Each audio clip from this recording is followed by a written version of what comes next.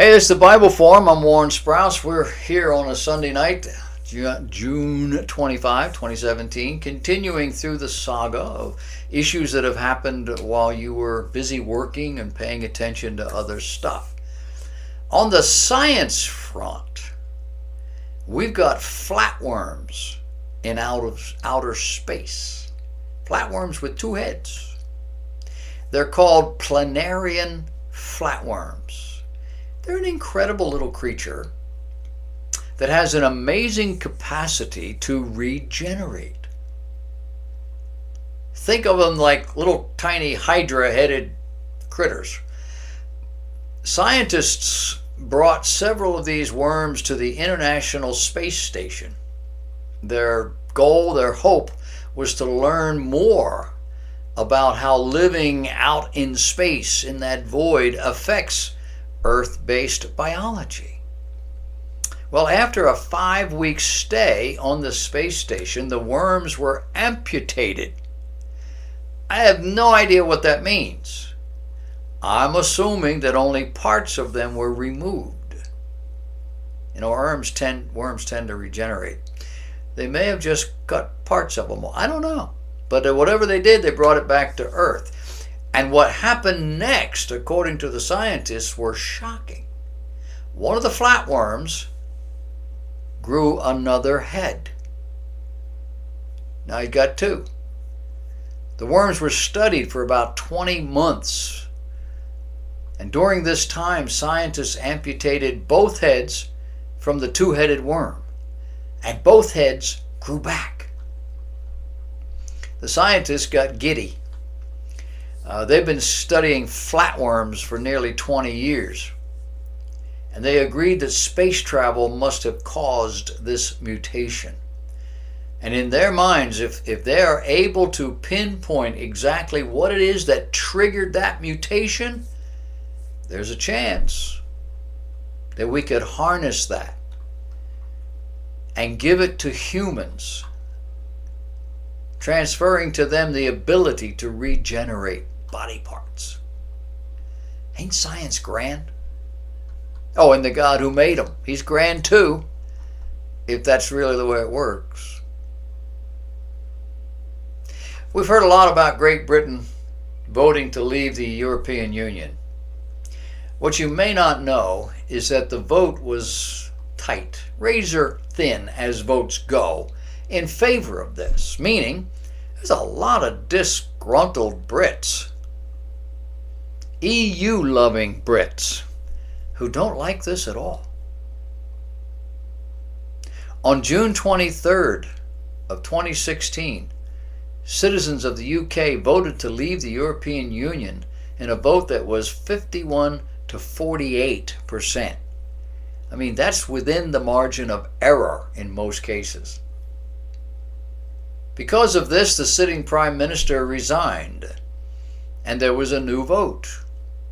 And the current British Prime Minister, a woman, Theresa May, is the one who is readying Great Britain to begin this Brexit. That's what they're calling it, the Brexit. She's going to start the negotiations with the rest of the EU. And as she does, more than half the skilled workers in her country say they're going to leave. Now that's kind of a shocking thing to consider. Half your skilled workers are going to walk out. And my mind immediately went, well, what is it about these Brits that they're willing to walk away from their homeland? Well, they're not Brits. According to the survey, 56% of EU nationals employed at FTSE 250 companies, that's their stock exchange, said they were quite likely or highly likely to relocate after Brexit occurs. They're EU nationals. They went to Great Britain for work. Now, this is expected to affect sectors including healthcare, media, telecom, technology, financial services. As reported by the Nursing and Midwifery Council, there's been a 96% decrease in the number of EU nurses registering to work in the UK following the Brexit referendum. Now, what the article doesn't say, but does say, these are dissatisfied European people. They live in other countries. They're not national Britishers. They don't live here. They came for the work because it was better here than in their own country. They're going to go home. They don't like it. Well, why did they leave in the first place? Because Great Britain is a better place to live and work, clearly. So they're going to go back. To what? And they still don't get it. The European Union operates more as a monarchy than as a democratic system. There are votes, but the structure upon which their system rests is not at all like ours. And it has demonstrated itself quite unstable and not a little bit quirky. And now they want an army. Who? Britain? No. The European Union now wants an army. He said, I thought they had an army. No. We send our president over there and he talks to these people at the NATO meetings, whatever they were in Belgium. And he tells them if they don't get on the ball and start paying their fair share, what they agreed to pay, 2% of their GDP per year, to fund the military that protects them, that the United States is going to pull out. If the United States pulls out, there is no NATO. There's certainly no NATO army. This is the difference between the United States and the European Union.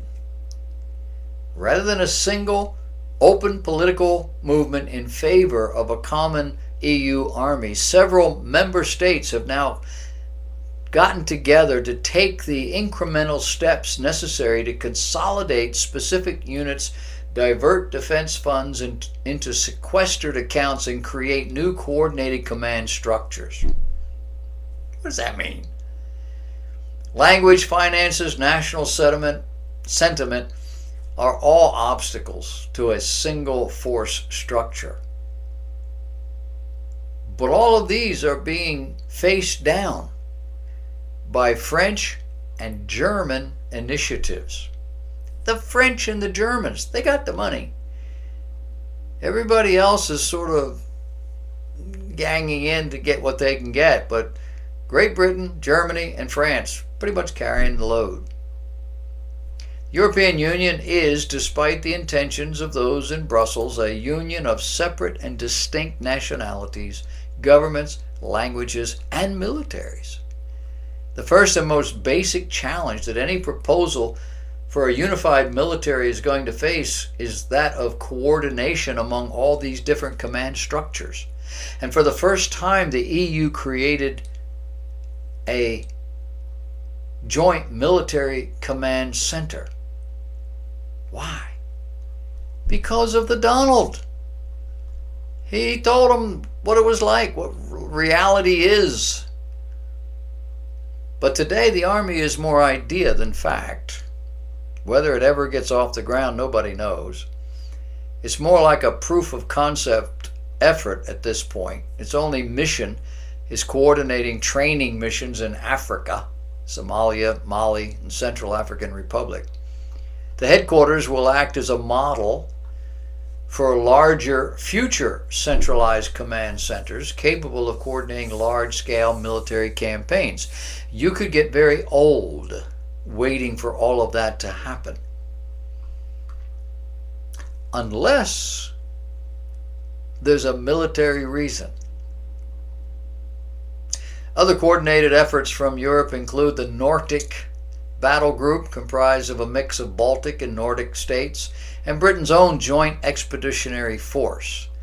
The Nordic Battle Group is 2,400 members strong, but the experience gained from coordinating such a collection of nations is going to be invaluable. if they're going to have any hope of doing this right? Will they look to what has gone in the past, or will they start from scratch? We're going to have to watch this and see how it goes. But from our vantage point, no offense, other than the Germans, everybody else over there doesn't seem to know what they're doing. Back here at home, imagine, if you can, a federal government bureaucracy operating like Amazon. President Trump recently brought top tech bosses to Washington, D.C. to meet with him and to talk tech. He asked them, among other things, what it would take to bring the U.S. government system up to date in terms of technology. Can we afford to completely overhaul and update our computing systems? Can we afford not to? In a world where the Internal Revenue Service and other government agencies are working on computers that have a 1990s era architecture, I've actually been told by federal employees that it's really 1980s architecture, but I really find that hard to believe. My first computer was 1989. It only had 20 megabytes of hard drive. It worked off of Microsoft's 8088 processor. It was pitiful. But imagine eliminating up to 1/3 of all government employees, because that's what would happen. Imagine seriously limiting the human errors that plague the system. And we don't even talk about the speed at which these things can get something done. The money we save, at least 1/3 of the budget, because human beings cost money. But one has to wonder, have we kept the system, I want to say ancient, there's other words that could be used that are harsher, just because it gives people jobs? I don't know. We'll see. I would love to see this happen in my lifetime. Here's a news flash. TV producers and productions live and die by ratings. Now, you knew that. But did you know that our culture is seriously impacted by what people see on TV? You say, yeah. But did you know that about 5 million young people between the ages of 18 to 49 are what's driving all of this? 15 million. 1% of the total number of 18 to 49-year-olds with a television are determining what the rest of us have available to us on TV. Now do you know why terrestrial, over-the-air TV is dying? Now do you know why cable is starting to die? This 1% translates into what the industry calls a 5 share, or about 5 million viewers in this category. 5 million young adults with nothing to do and no purpose in life are driving daytime TV. I don't think that shocks you at all, does it? You've seen daytime TV, haven't you? If you watch daytime TV, you have to endure 1,800 commercials a day. Commercials from whom? Lawyers, car dealers, soap companies, technical schools, all of which appeal to that demographic for a lot of different reasons. Then there's the court shows, the talk shows, the guerrilla theater shows, think Jerry Springer, and Oprah. I don't know if she's really on anymore. Who has time for all of that? And if you've ever been sick or stuck in the house and you watch it for any, how do you tolerate it without going crazy? Well, more people watch daytime TV than watch all the cable networks combined. Wait a minute, you just said only 1%, yeah, of the 18 to 49ers. But if you take the bigger group of all human beings, you're still only talking about a very small number of people. We're talking 5 million people. That makes no sense to me. And 85% of them have no college education. 40% are in households making less than $20,000 a year. They have no tools for life. They have no goals and no hope. And they don't really care, many of them. Did I mention they vote? It used to be people got their values from their families, their neighbors, extended family members, school teachers, pastors. In short, they got it from the local culture. Today we get our values, or young people get values from Ellen DeGeneres, Whoopi Goldberg, Jimmy Kimmel, Kelly Ripa, Dr. Phil, and somebody by the name of Michael Simone. I don't know who this person is. This is the new culture, and it is completely artificial. Now, do you have any questions? Now do you understand why you're seeing what you're seeing and hearing what you're hearing as you go to work, as you shop, as you play? People are crazy, and they're inbreeding, morally, socially, whatever you want to call it.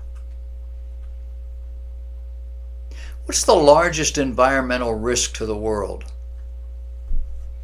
Well, according to the World Health Organization, it's air pollution. It causes 7 million premature deaths. Now, obviously, one way to combat air pollutants is to plant trees. It's not always an option in urban areas where the air quality is even worse. The World Health Organization reported that more than 80% of all people live in urban areas where the air quality levels exceed limits. I don't know how to interpret that sentence. Are they saying that 80% of all the people in the world live in urban areas? Or are they saying that 80% of all the people living in urban areas where the air quality level exceeds limits? Or some combination? I don't know. But I just have a hard time seeing 80% of the population of the world living in urban areas. But I know it's a big number. Even worse, they claim 98% of the cities in the middle and low-income countries are exposed to levels that far exceed their limits. Now, air pollution may actually be the cause of death in over 1.7 million children every year. Polluted air has been linked to health issues such as cardiovascular diseases, cancer, that according to the World Health Organization. You remember years ago when we heard about the devastating deforestation going on around the world? Brazil was the chief culprit, cutting down the rainforests. Remember the rainforest? That's code for jungles. Rush did a whole thing on this. Rainforest, delicate, jungle, vile, vicious, strong. Not cutting down jungles, cutting down the delicate rainforest. Nope, they cut down everything. Did you know that the vast majority of this world is still uninhabited? So yeah, well, more than 75% of the land mass in this world has no people on it. 2009 study claimed only 24.6% of the globe is inhabited. It wonders me. It begs the question, are people really the culprits? Well, perhaps. But now apparently there's hope. In an attempt to combat this issue, the German-based environmental group called Green City Solutions has created something they call City Tree. City Tree is a mobile moss display that removes air pollutants and monitors air quality levels. It looks like a great big box, fashioned more like a monument, but filled with this moss culture that provides the air quality benefit of up to 275 trees. They're easy to maintain, and they're practical for any city, wherever you want to put them. It has benches attached to it and room for companies to advertise on it. They cost about $25,000 to install, and they're starting to pop up in European cities. The company also plans to unveil a plan to bring city trees to lower income countries such as India, according to CNN. But the issue is not population. 75% of the planet doesn't have any people on it. The issue is urbanization, industrialization. And who does that? People do that, but not all people. The God of this universe, in setting up systems on this planet, set up an agrarian system, not an industrial system. It was the descendants of Cain, a murderer, murdered his own brother. The descendants of those that rebelled against God, who set out to build cities and to consolidate people, largely for their own purposes, for control and for wealth. So when you see devastation wrought by people, it's not God. That's Satan. God destroyed the world because of it. And in less than 500 years, they were right back at it again. And we start to read about the cities that are being built, and but God chose a man who was a sheep herder. He didn't live in a city. It's all about control, cities. And that's why the liberals, the one-worlders and all, envision a world where there are only cities, to release the rest of the world and land to just do its normal, natural thing. Which is what? If you live in the South, have you ever seen, I can't remember what they call it, the green vine that starts to grow up over your house and pretty soon it tears your house down? Yeah. It's the difference between a rainforest and a jungle. It's all about God and Satan, isn't it? Pretty much.